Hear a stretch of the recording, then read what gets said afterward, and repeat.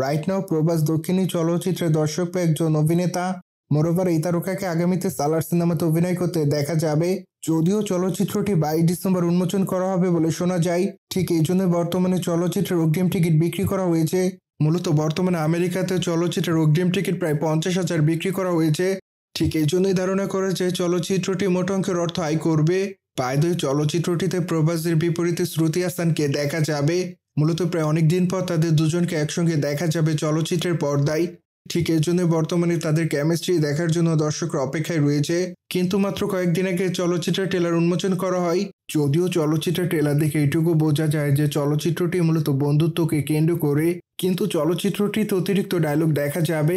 ঠিক এই জন্য চলচ্চিত্রটিকে ইউএস সার্টিফিকেট দেওয়া হয়নি। মোরওভার চলচ্চিত্রের রান টাইম 2 ঘন্টা 55 মিনিট। বর্তমানে প্রভাসের হাতে বেশ কিছু চলচ্চিত্রের কাজ আছে। ঠিক এই জন্য আগামীতে এই তারকাকে স্পিরিট চলচ্চিত্রে অভিনয় করতে দেখা যাবে। কিন্তু এখন এই চলচ্চিত্রের শুটিং এর কাজ শুরু হয়নি। মূলত মাত্র কয়েকদিন আগে শোনা যায় আগামী বছর চলচ্চিত্রের শুটিং এর কাজ শুরু করা হবে। কেননা চলচ্চিত্র নির্মাতারা 2025 সালে চলচ্চিত্রটি প্রকাশ করতে চান বলে জানা যায়।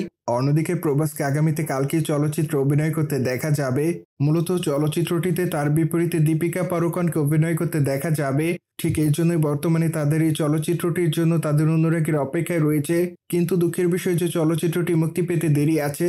কেননা বর্তমানে চলচ্চিত্রের ভিএফএক্স এর জটিলতা দেখা যায়। ঠিক এই জন্য এখনো চলচ্চিত্রের মুক্তির তারিখ চূড়ান্ত করা হয়নি।